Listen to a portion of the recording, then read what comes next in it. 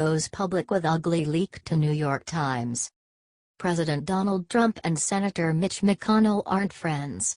McConnell is a well-known globalist and establishment rhino. Trump is doing his best to beat the globalists. Trump has publicly and privately berated McConnell over his failure to rally his Republican members, who hold a slim 52-48 majority, into support of a repeal and replacement plan for the Affordable Care Act. And McConnell has expressed concerns that Trump, a newcomer to politics, is not educating himself on how governing works. Advertisement. The New York Times said that the two haven't exchanged words in quite some time. Their conversations were never polite and have even been in screaming matches before. A lot of it was over McConnell's failures as a senator. For his part, McConnell is angry over Trump's threats to Senate Republicans who refuse to give him their complete backing and his criticism of Senate rules. The majority leader also has expressed doubts whether POTUS will be able to lead the party heading into the 2018 midterm elections. Some of McConnell's concerns stem from Trump's statements in the wake of the Charlottesville protests saying that there were good and bad people on both sides. Advertisement. But while McConnell has the support of the other rhinos and senators that are globalists, in Kentucky, he only maintains an 18% approval rating. In that same poll, Kentucky voters approve of the president at 60%. That shows the truth in what Trump has been saying. McConnell is a traitor. The rift between the two leaders most threatens the GOP agenda, the Times notes, pointing to deadlines on raising the debt limit and a rewrite of the tax code as Congress scavels back into a regular working session next month. Trump's support of a Republican challenger to Senator Jeff Flake, and he also supports another challenger against Dean Heller. He wants the GOP to win, but he knows that these senators are Democrats anyway. Lindsey Graham and John McCain are also on Trump's radar. Should the president make sure that we get in true conservatives?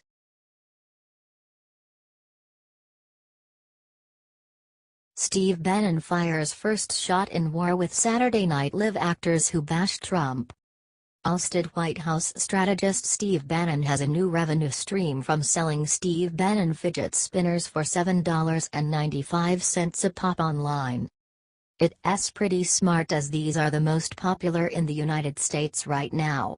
It will probably give him some more money to wage his war on the losers that lead to his removal from D.C. Advertisement. Leftists need comfort at times like these. Gift them this pacifying item that will give them something to do in between pulling down monuments. Or keep one for yourself! The copy hawking the toys reads on Breitbart News website. The orange sports a picture of Steve Bannon on one side and the Breitbart logo on the other. It is the perfect way to trigger liberals. Maybe they will cry out white supremacist as they see these. Advertisement. Long 2-minute spin time. Stress relief that fits in your pocket. Double-sided printing with Breitbart logo. Proudly made in USA, the copy continues. Steve Bannon reassumed his post at Breitbart after he left D.C. He will be of more use to the Trump followers in the media because he can openly combat the globalists in the White House like Gary Cohn, Jared Kushner, and H.R. McMaster. Since then he has declared war on his former boss, attacking President Trump's Afghanistan speech and even going after the first daughter Ivanka and son-in-law Jared Kushner. This will not only pacify liberals, it will pacify those degenerates at SNL who choose to consistently attack Trump, while their skits of Hillary Clinton seem to be more of an homage. Let's not forget when Chevy Chase revealed the political game that is played by SNL a few years ago. The left will buy these to burn them and make videos of them burning them all while screaming Nazi. It will be hilarious. What do you think of Bannon's new revenue stream?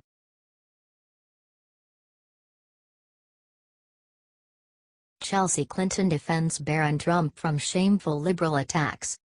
Chelsea Clinton is a former first child. She knows what it's like to have to grow up in the spotlight. Well, she actually defended Barron Trump again after more slanderous words were thrown at him. Of course, This time it wasn't solely liberals. Which is a shock in itself. Barron Trump, 11, was accused by an entertainment reporter for the Daily Caller of not dressing like he's in the White House. Advertisement. The article features photos of the boy in his loafers, khaki shorts and t-shirt after a flight to Washington. Of course, Chelsea Clinton has tried to look supportive of Barron because he is a child, yet she won't speak out against her supporters who continually bash him and his siblings.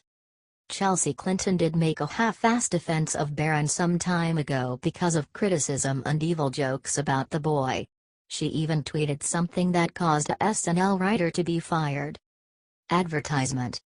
It's high time the media and everyone leave Barron Trump alone and let him have the private childhood he deserves, the daughter of Hillary and former President Bill Clinton posted on Twitter.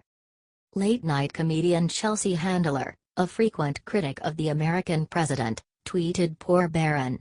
Other Twitter users were equally appalled and leaped to the youngest child of Trump's defense. Writer Ford Springer had wrote that Barron returning to the White House from New Jersey Sunday with the First Lady and the President. He said that Barron appeared to be boarding Air Force One to take a trip to the movies, not the White House.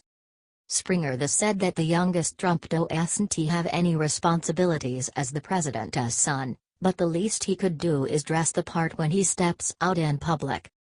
Clinton was classy for a split second, but it won't last.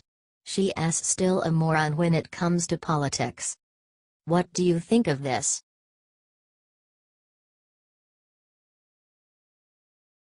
California voter fraud report throws monkey wrench in Hillary's popular vote win. Judicial Watch is a watchdog organization. They sent a letter to California in response to the fact that the state has 11 counties where the number of registered voters is greater than the number of voting-age citizens. California voter fraud is real.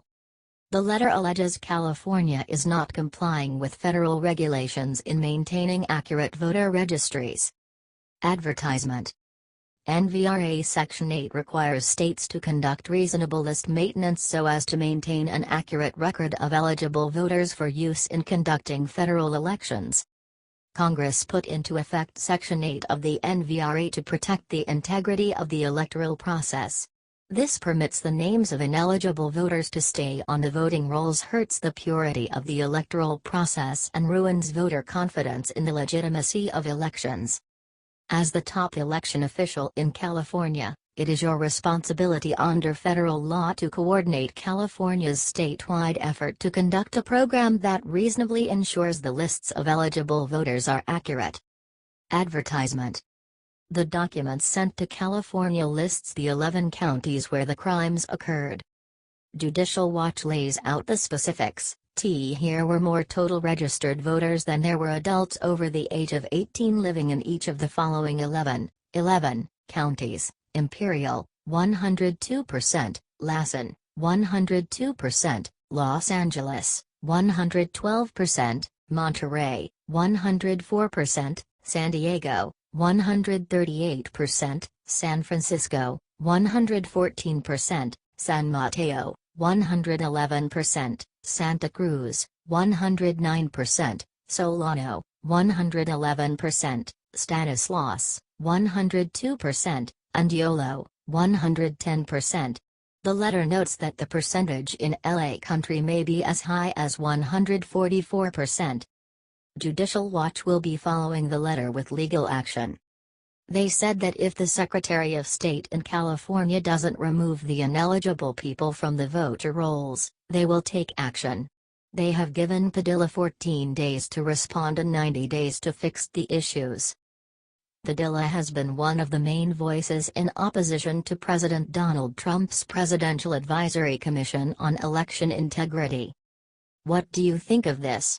Does this prove that liberals have to rely on California voter fraud?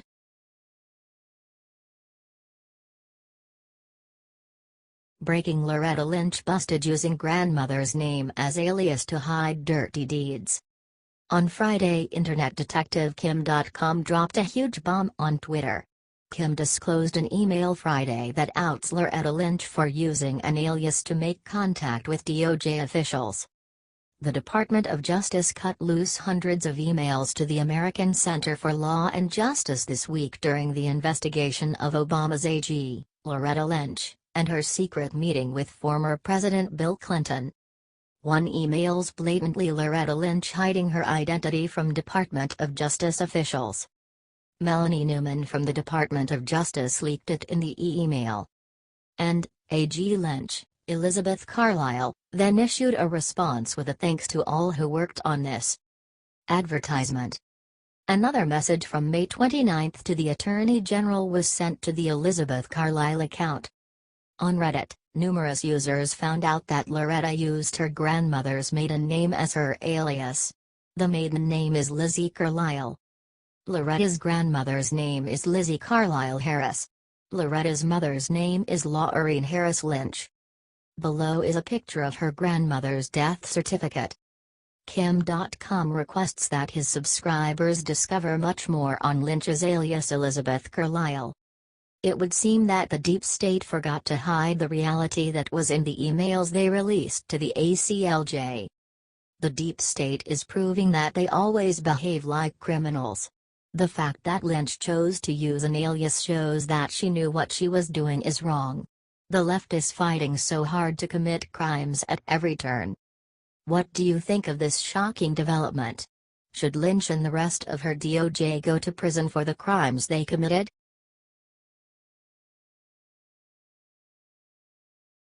Breaking: massive Social Security fraud discovered. President Trump furious. Social Security has been an overused program for a long time.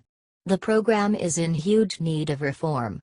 The abuse of the program is compounding each day. Yes, Trump wants to preserve the benefits, but change must happen. Recent news is flooring Americans and revealing a scandal you wish could only be made up. Instead, it has only confirmed the great problems SS faces and the challenge Trump faces. Advertisement. An audit discovered that the SSA gave over $1 billion in benefits to people that aren't citizens, they don't have social security numbers, and people that aren't eligible. This shows how much change is needed and how much money Trump could save us if we can fix this problem. This mismanagement is unreal. Over the last 10 years, the SSA has paid out $1 billion to 22,426 representative payees who did not have a social security number and whom the SSA did not follow its policy to get a paper application from. Unless it takes corrective action, we estimate SSA will pay about $182.5 million in benefits, annually, to representative payees who do not have an SSN or paper application supporting their selection, the Inspector General said. Well, an Inspector General also discovered that the same SSA doled out $853.1 million since 2004 to employees that were fired. The agency didn't keep the paper applications and didn't update the system once someone was fired. Advertisement. This is the kind of abuse that has been going on in the federal government for years, particularly over the last 8 years.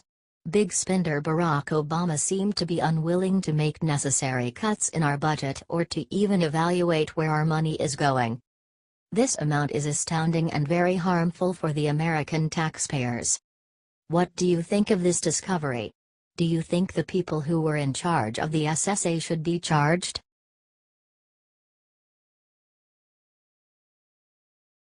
Breaking: Maria Chappelle Nadal has just been removed. It has finally happened. Maria Chappelle Nadal has been removed from her post. She absolutely deserved it, as she was yet another liberal to call for the assassination of President Trump. Liberals are being welcomed to normal society. They suffer the consequences of their actions. Nadal is a state senator who called for Trump's assassination and has been successfully removed from her role. This was very quick after her deleted Facebook post and then the Secret Service investigation. Advertisement. Maria Chappelle Nadal made the mistake of posting on Facebook that she hoped President Trump would be assassinated. Imagine a Republican saying this about Obama. That person would have been put in jail the next day. Tuesday morning, Senate Democratic Caucus leader Senator Gina Walsh said Maria Chappelle-Nadal is a distraction to senators and released a statement saying she has been removed from all committees. It is important that the Missouri Senate conducts their work without distractions. With that in mind, Senator Chappelle-Nadal has been removed from her committee assignments. This will help to ensure the success of the Senate and the state going forward, she said. Advertisement. Before her removal, she was a member of 8 different committees. Well, that's all over now. With the constant stream of rhetoric, hate, and law-breaking by the left, it was overdue for one to face the consequences of their actions. She will be the first of many to be held responsible for their actions.